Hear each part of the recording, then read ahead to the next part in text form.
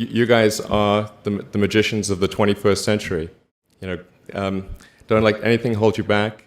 Imagination is the limit, and go out there and create some magic. In a recent CBS 60 Minutes interview, Elon said that when something is important enough, you do it, even if the odds are not in your favor.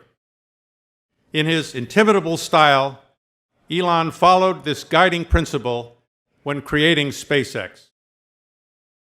This past month, SpaceX successfully launched the Dragon space capsule on top of its Falcon rocket. And Dragon successfully docked at the International Space Station, simultaneously launching a new era of commercial space flight. As an inventor, entrepreneur, visionary, and relentless dreamer, Elon has proven over and over that his dedication to advancing science and engineering is boundless. Known for the success of his many companies, SpaceX, Tesla Motors, Solar City, and PayPal, Elon is a Renaissance man with a passion for learning and unleashing the human potential.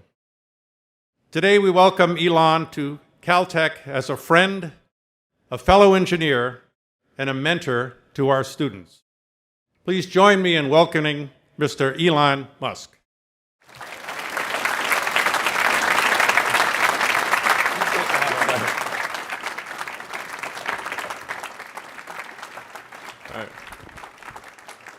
All right. I'd like to thank you for leaving crazy person out of the description. So I thought, I was trying to think, what is the most useful thing that I could, what could I say that could actually be helpful or useful to you in the future? And I thought I'd perhaps tell the story of how I sort of came to be here. How did some of these things happen? And maybe there's some lessons there, because I often find myself wondering, how did this happen? So when I was young, I didn't really know what I was going to do when I got older. People kept asking me, but then eventually I thought that the idea of inventing things would be really cool. And the reason I thought that was because I read a quote from Arthur C. Clarke, which said that a sufficiently advanced technology is indistinguishable from magic, and that's really true. If you go back, say 300 years, the things that we take for granted today would be you'd be burned at the stake for. Being able to fly, that's crazy. Being able to see over long distances, being able to communicate, having effectively with the internet a group mind of sorts, and having access to all the world's information instantly from almost anywhere on the earth. This is stuff that really would be magic, or would be considered magic in times past. In fact, I think it actually goes beyond that, because there are many things that we take for granted today that weren't even imagined in times past. They weren't even in the realm of magic. So it actually goes beyond that. So I thought, well, if I can do some of those things, basically if I can advance technology, then that's like magic, and that would be really cool. And I also had sort of a slight existential crisis, because I was trying to figure out what does it all mean? Like, what's the purpose of things? And I came to the conclusion that if we can advance the knowledge of the world, if we can do things that expand the scope and scale of consciousness, then we're better able to ask the right questions and become more enlightened, and that's really the only way forward. So I studied physics and business, because I figured in order to do a lot of these things, you need to know how the universe works, and you need to know how the economy works. And you also need to be able to bring a lot of people together to work with you to create something, because it's very difficult to do something as an individual if it's a significant technology. So I originally came out to California to try to figure out how to improve the energy density of of electric vehicles, basically to try to figure out if there was an advanced capacitor that could serve as an alternative to batteries. And that was in '95, and that's also when the internet started to happen.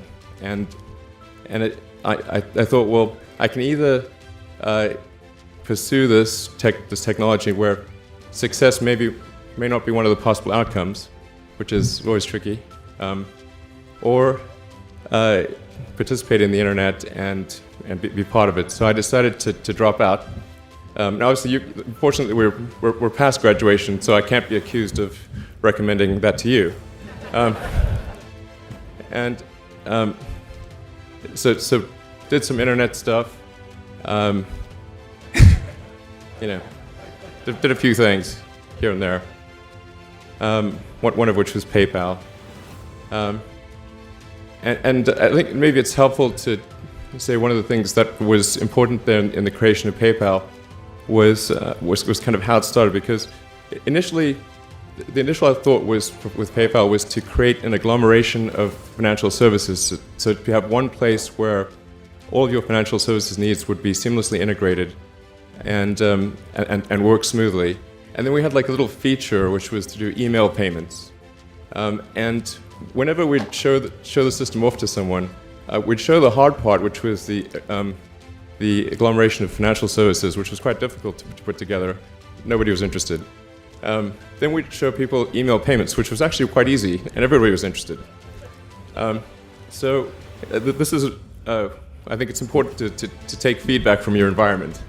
We focused on email payments and really try to make that work, and that's what really got things to take off.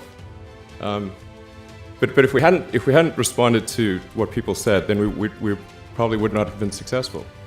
So it's important to look for things like that and focus on them when you see them, and you correct your prior assumptions. And then going from PayPal, I thought, well, what are some of the other problems that are likely to most affect the future of humanity? It really wasn't from the perspective of what's the rank-ordered best way to make money, which is okay, but it was really what I think is going to most affect the future of humanity. So I think the biggest terrestrial problem we've got is sustainable energy, but the production and consumption of energy in a sustainable manner. If we don't solve that this century, we're in deep trouble. And then the other one being the extension of life beyond Earth to make life multiplanetary. That's the basis for.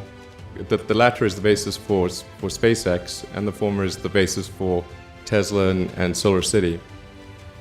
And when I started SpaceX, initially I thought that, well, there's no way one could possibly start a rocket company. I wasn't that crazy, but then I thought, well, what is a way to increase NASA's budget? That was actually my initial goal. So I thought, well, if we can do a low-cost mission to Mars, something called Mars Oasis, which would land seeds with seeds and dehydrated nutrient gel, and you hydrate them upon landing, and then you'd have this great sort of money shot of green plants on a red background, and the public tends to respond to precedents and superlatives. And this would be the first life on Mars, the furthest that life's ever traveled, as far as we know. And I thought, well, that would get people really excited, and therefore increase NASA's budget. So obviously, the financial outcome from such a mission would probably be zero. So anything better than that was on the upside.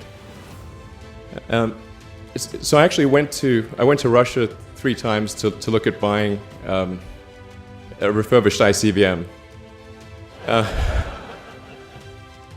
Because that was the best deal. And I can tell you it was very weird going there in 2000, late 2001, 2002, going to the Russian rocket forces and saying, I'd like to buy 2 of your biggest rockets, but you can keep the nuke. That's a lot more. And that was 10 years ago, I guess, so they they thought I was crazy, but I did have money, so that was okay. And after making several trips to Russia, I came to the conclusion that actually my initial impression was wrong about because my initial thought was, well, that there's not enough will to explore and expand beyond Earth and have a Mars base and that kind of thing. But I came to the conclusion that was wrong. In fact, there's plenty of will, particularly in the United States, because the United States is a nation of explorers, of people who came here from other parts of the world. I think the United States is really a distillation of the spirit of human exploration. So, but if people think it's impossible, then, or it's going to completely break the federal budget, then they're not going to do it. So after my third trip, I said, okay, well, what we really need to do here is try to solve the space transport problem, and started SpaceX. This was against the advice of pretty much everyone I talked to. One friend made me sit down and watch a bunch of videos of rockets blowing up. Let me tell you, he wasn't far wrong. It was tough going there in the beginning because I'd never built anything physical. I mean, I'd built like little model rockets as a kid and that kind of thing, but I'd never had a company that built anything physical. So I had to kind of figure out how to do all these things and bring together the right team of people, and so we did all that and then failed 3 times. It was tough going. Because the thing about a rocket is that the passing grade is 100%. You don't get to actually test the rocket in the real environment that it's going to be in. The first launch, I was picking up bits of rocket near the launch site. It was a bit sad. But we learned with each successive flight, and we're able to, eventually with the 4th flight in 2008, reach orbit. And that was also with the last bit of money that we had. So thank goodness that happened. I think the saying is 4th time's the charm. So we got the Falcon 1 to orbit, and then began to scale that up to the Falcon 9, which is about an order of magnitude more thrust. It's around 1 million pounds of thrust, and we managed to get that to orbit, and then developed Dragon spacecraft, which recently was able to dock and return to Earth from the space station. That was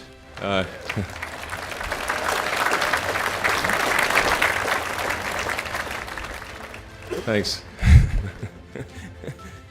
That was a white-knuckled event.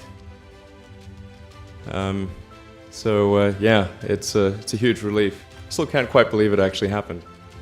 But there's a lot more that must happen beyond this in order for humanity to become a spacefaring civilization, ultimately a multi-planet species. And that's something I think it's vitally important, and I hope that some of you will participate in that, either at SpaceX or at other companies, because it's just really one of the most important things for the preservation and extension of consciousness. I mean, it's worth noting, as I'm sure people are aware, that the Earth has been around for 4 billion years, and civilization, at least in terms of having writing, has been around for 10,000 years, and that's being generous. It's really it's somewhat of a tenuous existence that civilization and consciousness, as we know it, has been on Earth, and I think I'm actually fairly optimistic about the future of Earth. So I don't want to sort of people to have the wrong impression that I think we're all about to die. I think things will most likely be okay for a long time on Earth, but not for sure, but most likely. But even if it's sort of 99% likely, a 1% chance is still worth spending a fair bit of effort to ensure that we've backed up the biosphere, planetary redundancy, if you will. And so I think it's really quite important. And in order to do that, there's a breakthrough that needs to occur, which is to create a rapidly and completely reusable transport system to Mars, which is one of those things that's right on the borderline of impossible. But that's sort of the thing that we're going to try to achieve there with SpaceX. And then on the Tesla front, the goal with Tesla was really to try to show that what electric cars can do, because people had the wrong impression. We had to change people's perception of an electric vehicle, because they used to think of it as something that was slow and ugly and had low range, kind of like a golf cart. So that's why we created the Tesla Roadster, to show that you can be fast, attractive, and long range. And it's amazing how, even though you can show that something works on paper, and the calculations are very clear, until you actually have the physical object and they can drive it, it doesn't really sink in for people. And so that I think is something worth noting. If you're going to create a company, the first thing you should try to do is create a working prototype. Everything looks great on PowerPoint. you can make anything work on PowerPoint. But if you have an actual demonstration article, even if it's in primitive form, that's much more effective for convincing people. So we made the Tesla Roadster, and now we're coming out soon with the Model S, which is a four-door sedan. Because after we made the Tesla Roadster, people said, "Oh, sure. We always knew you could make a car like that. It's an expensive car, and it's low volume, and it's small, and all that. But you couldn't make a real car." Like, okay, fine, you got to make that too. So that's coming out soon. Yeah, so that's the, I think the where things are, and hopefully there are some lessons to be drawn there. But I think the overarching point I want to make is that you guys are the magicians of the 21st century. Don't let anything hold you back. Imagination is the limit, and go out there and create some magic.